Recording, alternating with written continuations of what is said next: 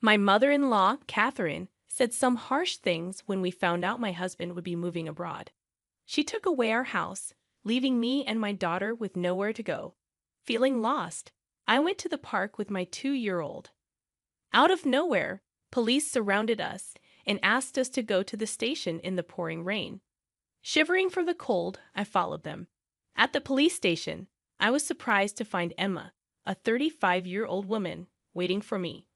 She shared her story of meeting her husband, Bob, at work, getting married, and having a daughter named Lily.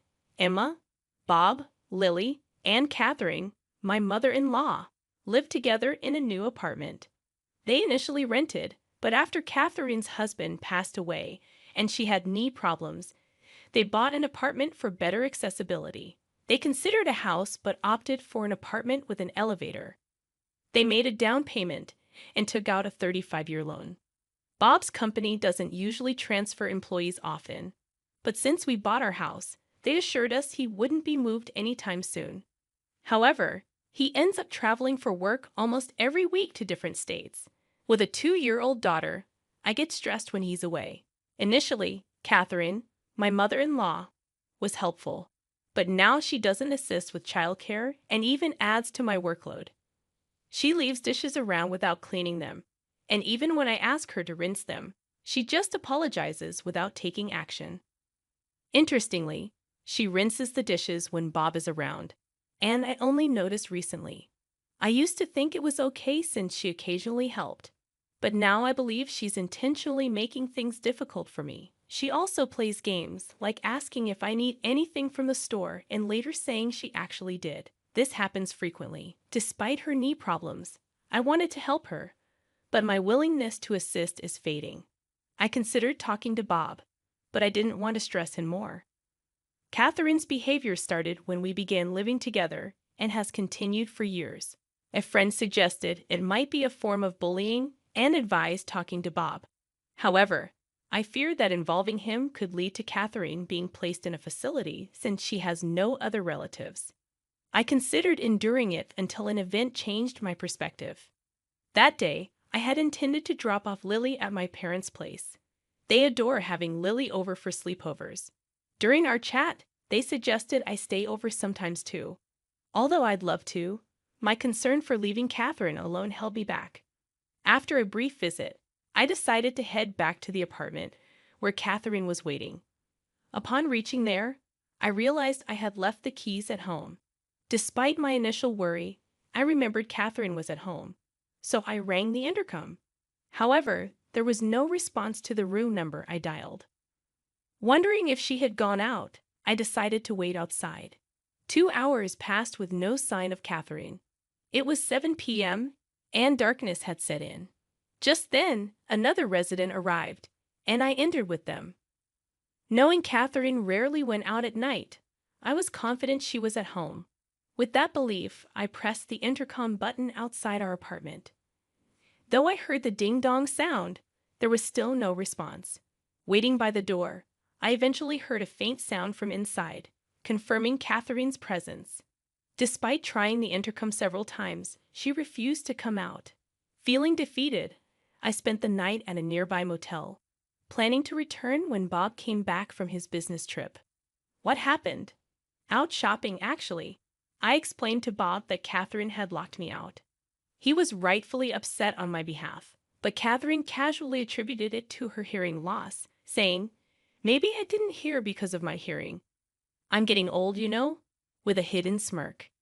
Glad to be back inside, I grabbed my keys and went to pick up Lily from my parents' house. When I discussed the situation with them, they'd offered support, saying, "Sounds like she's giving you a hard time. If it becomes too much, you're always welcome back here. Remember, you're our precious daughter." Their comforting words brought tears, but I quickly wiped them away in front of Lily and headed home. Things were quiet with Catherine for a while, but suddenly, Bob's permanent international transfer was confirmed. Despite just buying a place, he asked, "What do you think about staying in the U.S.? Can you handle living with my mom?" Unable to answer immediately, considering potential stress for Lily, I eventually decided it would be best for us to stay in the U.S. Shortly after this decision, Bob had to leave for Europe. Though he was concerned, work kept him occupied, so the life of me, Lily, and Catherine was about to begin. Living with Catherine took a turn for the worse once Bob left for Europe. Her attitude changed drastically. On a stormy day, Catherine surprised me with a bombshell. "Now that Bob's gone, wouldn't it be better if you and Lily move out?" Shocked, I asked for clarification, but she insisted. "I'll take over. I can't relax with strangers in the house. Please leave right now." I couldn't believe her audacity. While it's true we aren't blood relatives, I've always tried to make our living together comfortable, treating her like family. Yet to Catherine, it seemed we were merely an afterthought. Considering going back to my parents' place, Catherine urged me to leave immediately. Before I knew it, Lily and I were thrown out, dressed as we were. Despite my pleas, Catherine refused to open the door. Lost and confused, I carried Lily through the pouring rain to a nearby park, hoping its roof would offer some shelter. Ideally, I would have checked into a motel or returned to my parents' place, but I left my wallet and phone inside the house. Feeling helpless, I sat in the park, trying to figure out our next move. Time passed in the torrential downpour, and overwhelmed by fatigue and cold, I began to doze off. It was dark, and despite the summer, the cold was biting. As bad as things were, the only option seemed to be a 3-hour walk to my parents' home. While pondering our situation, I noticed 2 distant lights approaching through the rain. Despite the obscured visibility, I could tell they were police officers. Hoping for help, one of them called out, "Are you Emma? And is this little one Lily?" Surprised they knew our names, I weakly confirmed, "Yes, that's us." The officer then requested, "Please come to the station with us." Perplexed, I questioned, "Why the police station?" Unsure if something was wrong, I complied as they urged Lily and me into the patrol car. We were freezing, but the officers had brought large towels and assured us, "You might need these. We've got spare clothes at the station for you." Curious about how they knew about us and the reason for heading to the police station, I asked, "How did you know where to find us?" Their response was, "We'll explain everything once we're back at the station. For now, just try to relax." Exhausted, I soon dozed off and woke up to find we had arrived at the police station. Inside, to my surprise, I saw Catherine and my uncle. "Uncle, what are you doing here?" He explained that Bob had contacted him. "Bob suspected you might be having issues with his mom, and since he's abroad, he wanted me to keep an eye on things for him." My uncle shared that Bob had talked to him about this issue previously, asking him to keep an eye on things since he couldn't be there himself due to being overseas. He had seen us in the rain earlier and considered taking us in, but Catherine's extreme behavior prompted him to report it to the police. That's how the officers knew our location and came to our aid. Catherine, sitting on a sofa at the police station, glared at me, seemingly unaware of the reason for her presence. She argued, "Why do I have to be here? I have a bad knee. If Bob were here, this wouldn't be happening." Despite her protests, the situation arose from Bob seeking my uncle's help. In discussions with the police, the possibility of legal implications emerged, leading to the suggestion that I consider hiring an attorney. Catherine dismissed it, saying, "An attorney? That's an overreaction. I just locked the door, that's all. I didn't do anything else." My uncle defended us, highlighting the severity of Catherine throwing us out in torrential rain. He asserted that, in fact, I was the rightful owner of the house. Catherine believed Bob was the owner, but she was mistaken. My uncle, running a real estate business, had arranged a great deal on a condo for us, recommended by Bob. The property was put under my name, a decision I had been indifferent about initially but now appreciated. Following my uncle's counsel, I opted to hire a lawyer.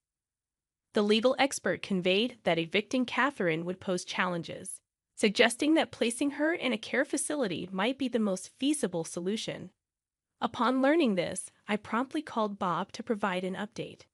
Bob, caught off guard by the escalation of the issue, expressed his desire to return from Japan for a thorough discussion. He mentioned considering the option of placing Catherine in a facility. Unaware of these developments, Catherine, still at the police station, casually snacked on crackers.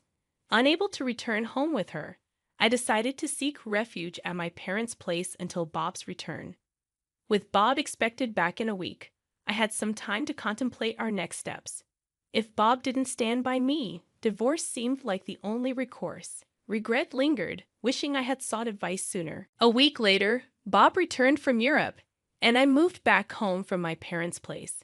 Due to the urgency of his return, Bob had limited time in Japan before going back to Europe, so we needed to discuss our next steps. I heard some things from Emma's uncle. Is all of that true? Catherine stubbornly denied any wrongdoing, claiming it was all lies and that I was plotting to evict her. Surprisingly, Bob, who should have supported me, seemed inclined to consider Catherine's perspective. Do you have any evidence to prove Emma's plotting something? He asked Catherine. Evidence? Of course not, she replied. Bob then turned to me, asking if I had any evidence. Being busy with work, I hadn't been able to keep a close eye on things, but I handed Bob a voice recorder I had with me. What's this?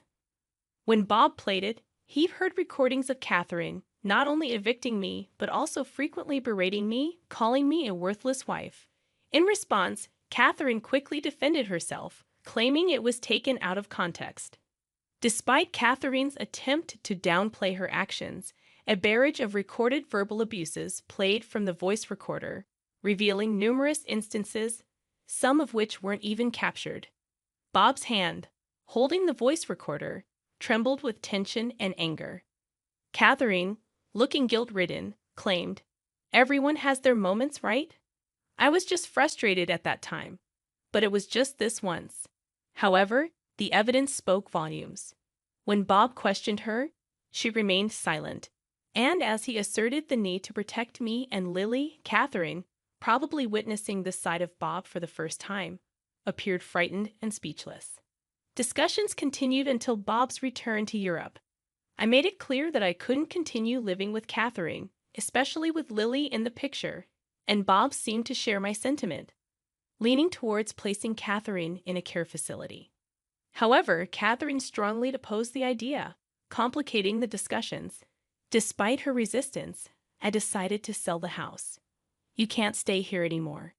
If you don't want the facility, you'll need to find another place. Catherine resisted, refusing to allow the sale of the house, but it was a tough decision to accommodate. Lily and I had resolved to move to Europe, a choice influenced by Bob's regret for not being more present for his family. Though hesitant about living abroad, knowing Bob would be with us provided reassurance. Additionally, Lily, being only 2 years old, would benefit from practicing her communication skills in Europe. Therefore, selling the condo, which still had a mortgage, became the only viable option. Leaving it as it was meant Catherine would have to cover the mortgage, an unrealistic expectation given her fixed income. Considering her future needs, someone should be available to assist her. Despite our efforts, Catherine staunchly refused to move into a facility. Consequently, we had to take the step of placing her there against her will. I'm sorry, but I've got to head back to Europe. Could you handle any required procedures here? Bob inquired before his departure. With assistance from those around me, I successfully completed the necessary steps for Catherine's admission into the facility. The facility staff kept me informed about her condition, and unfortunately, she wasn't faring well. It would have been different if she were just feeling down, but it appeared she was causing trouble for others in the facility. Before leaving for Europe, I visited her to check on her well-being. However, she lashed out, exclaiming, "What's the big idea? Why have you locked me up in this place?" Her frustrations extended to the staff, complaining about the food, discomfort of the beds, and snide remarks from other residents. When I apologized to the staff, they were understanding. "It's all good," one of them reassured me. "We encounter this behavior often. Leave it to us. We'll keep you updated, and if anything arises, we'll give you a call, so don't worry." Despite enduring harassment from Catherine during our time living together, I couldn't shake off my worries as I headed to Europe. Upon reaching Paris, Bob greeted me at the airport, and we made our way to the apartment we had rented. While it's true that rents in Paris are often higher than in Texas, Bob's housing allowance from the company proved fortunate, allowing us to find a spacious and affordable place. Our neighbors in the building have been incredibly friendly and kind, even though my French isn't fluent. Just